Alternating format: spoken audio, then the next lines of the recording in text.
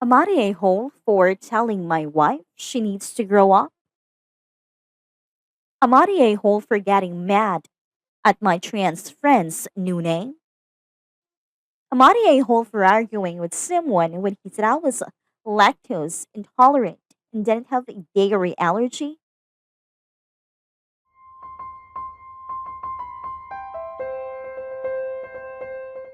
We've been married for almost 10 years, love each other very much. We are currently living in a third city since we got married.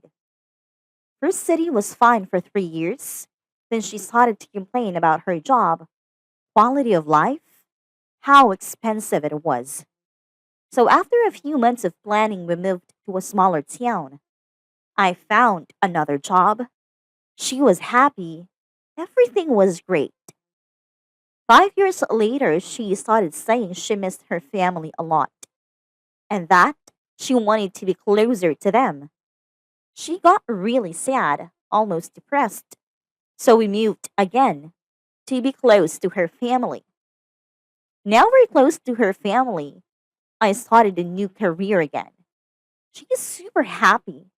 Until last month, when she got her first job here, and she said the boss is an idiot, that she can't work there. And also said that maybe it was a mistake moving closer to her family because her mom is now too involved in our lives. I lost it. I told her she needs to suck it up, that I moved twice because of her, and that I had horrible bosses, but I had to keep going because we need to make money. Told her she needs to grow up and stop being a little kid. Needless to say, that started a huge fight that is far from over. She said that I hurt her more than I can imagine, and I told her that she needed to hear that, and that I'm tired of doing everything for her all the time, that now she needs to be on my side. Amari a-hole? Yeah, nope. You can be unhappy in one location and happy in another. It isn't all an internal thing. I hope someone feeling down on themselves sees this and realizes there is such a thing as ideal and not ideal locations.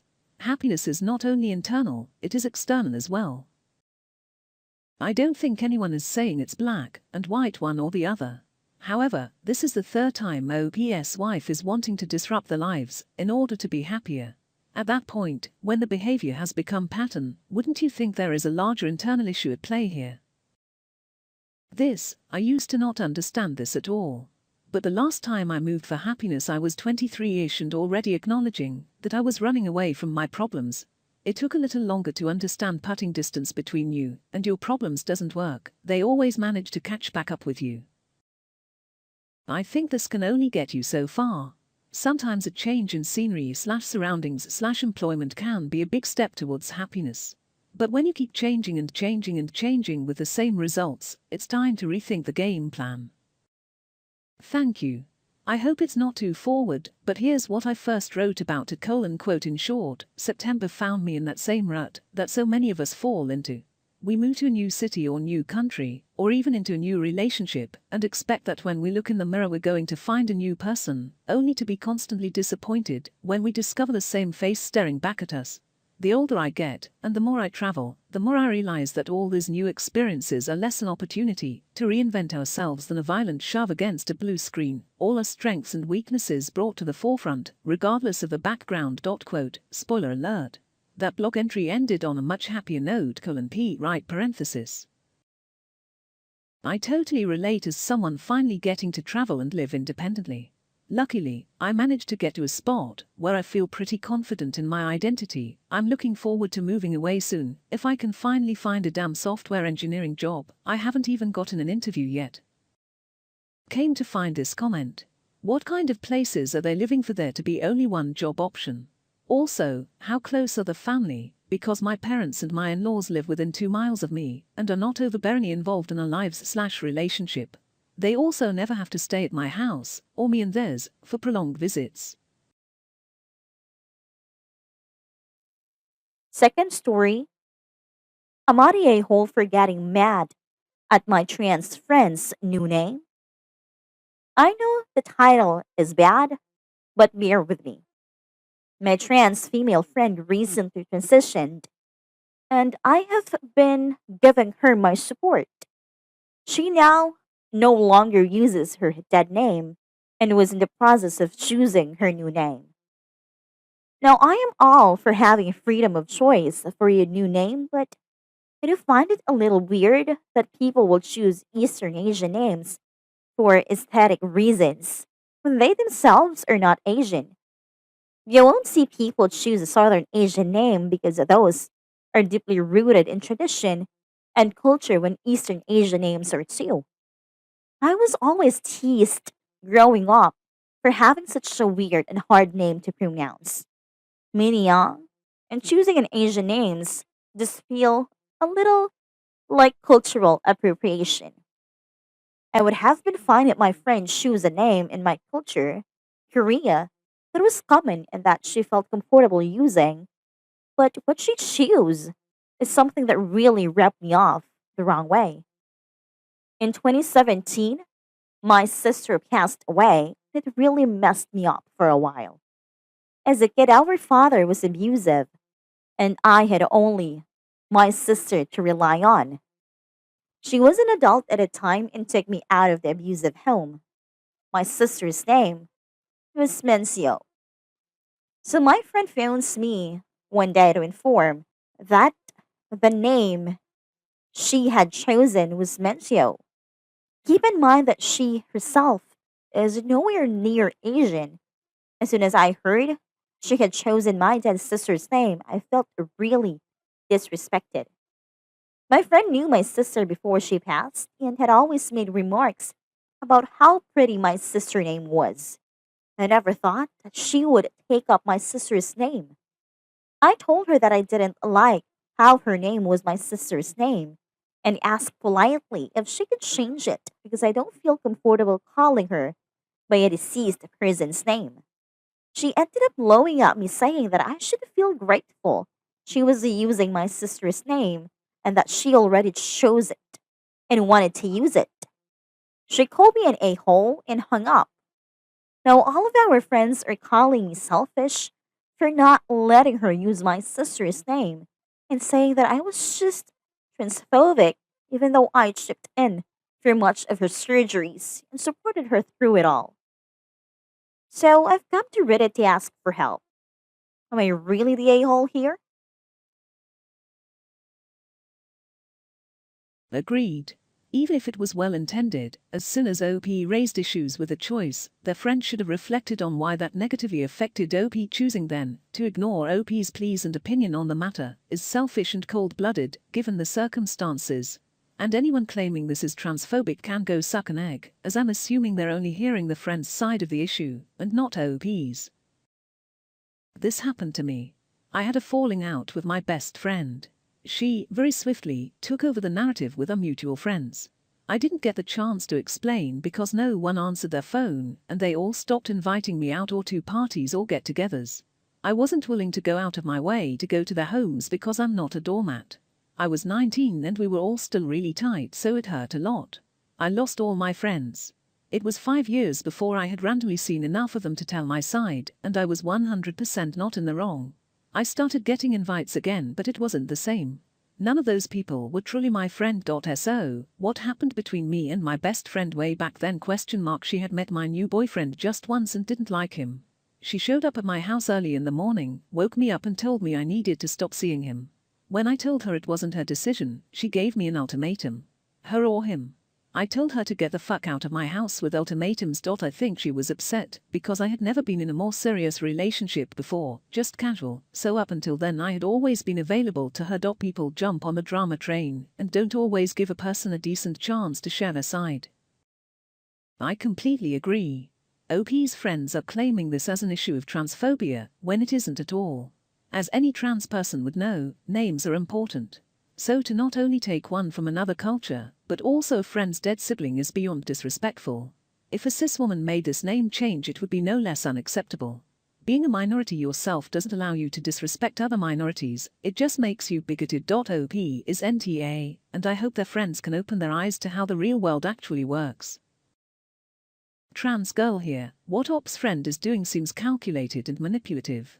While I understand she enjoys the name, choosing it despite it being a name very sensitive to others, there's obviously some differences here, but she was very obviously naming herself after Op Stilly departed, with zero thought nor regard to how that would make Op feel. Seems like she intends to replace, or take that sister's role in Op's life.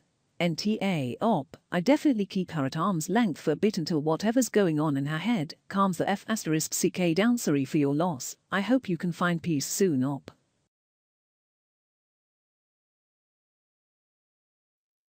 Third story.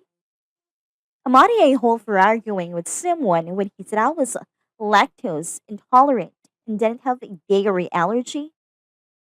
So I have a dairy allergy. I've had it in my entire life. When I eat dairy, my mouth and throat get itchy, and sometimes my nose gets runny. I guess when I was a baby, my parents gave me cheese, and I kept itching my eyes. They took me to the pediatrician, and he determined I had a dairy allergy. I was hanging out with some friends yesterday, like four people, and my friend brought his friend Alan with. My friend said something about getting pizza, and I said, "You guys can, and I'll get a burger or something somewhere, because I can't eat pizza." People forgot. No big deal. Alan was like, "What can you eat pizza? Lactose intolerant?" I said no, that I have dairy allergy. It was like, "It's the same thing, just take a lactate and you'll be fine." I said no, it's not. My reactions are different. This is an allergy, but not an intolerance. He was like, "Dude, there is no such thing as a dairy allergy. It's lactose intolerance." I said, "Well, if I eat dairy, my throat gets itchy, and if someone has lactose intolerance, it upsets their stomach." He was like, "It's lactose intolerance, dairy allergy aren't a thing." I told him if he wanted someone to explain it to him, I'd give him my doctor's number, but I'm done discussing it. I had zero intention of doing that, but I was sick of going in circles. After Alan left, my friend that bought him said I should have just agreed with Alan instead of arguing with him, because he's argumentative and always has to prove his right. That I antagonized him by feeding into it. Am I a hole? Should I have just said sure and let it go?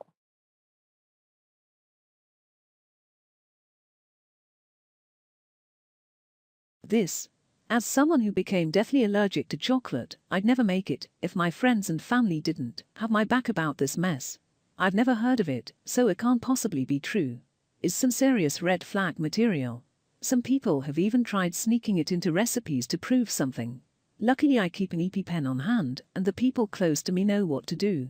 OP needs better friends and dude needs some brain cells to rub together. As far as I know, cilantro and coriander are the same plant, just known by different names such as zucchini and courgette. Just in case you need to look for it on menus in other places. I am not allergic to it, but can't stand the taste, a weird genetic thing that makes it taste like soap in my mouth. If it's only when it's raw, it's probably pollen food allergy syndrome. I have it, and can't eat peaches, apples, pears, cherries and a bunch more fruits and nuts, unless they're cooked because of pollen. It's super annoying, since I wasn't even allergic to pollen until I was 18, also, and I absolutely love fruit, especially peaches, which are my worst reaction, left parenthesis. If a food makes your mouth/throat itch, then don't eat it, even after taking an antihistamine. You can exacerbate the sensitivity with repeated exposures, and get yourself into real trouble. I speak from experience on this, alas. With vegetables, usually cooking them will solve the problem, as cooking changes the structure of the proteins that are causing the allergic response. I started to notice something was upsetting me when I was in my early 30s. It's now confirmed it's coriander, cilantro, intolerance. It gives me IBS-type symptoms. Trouble is places have started using it as garnish recently. It's also a key ingredient in Indian curries, and I love a curry. Weirdly, it's a very common allergy/intolerance. An indicator is a metallic taste when eating it. It's a weird herb that's almost got a built-in taste warning. I just wish restaurants would stop sprinkling it on everything. The amount of times I've had it on fries is insane. Same. I was in high school when my chocolate allergy started. It sucks, but I've gotten used to it over the years. It's a lot better now that more candy companies are making white chocolate alternatives, but sometimes I just really wish I could have a cup of hot cocoa or a dark chocolate Snickers bar. I did find a strange coconut espresso drink at my local corner store that tastes exactly the way I remember Yoo-hoo tasting, and there's nostalgia involved, so I love it. My husband says it's disgusting and tastes nothing like Yoo-hoo, which he says is also disgusting, and honestly he's not wrong there, but it reminds me of my mom, so I just ignore him.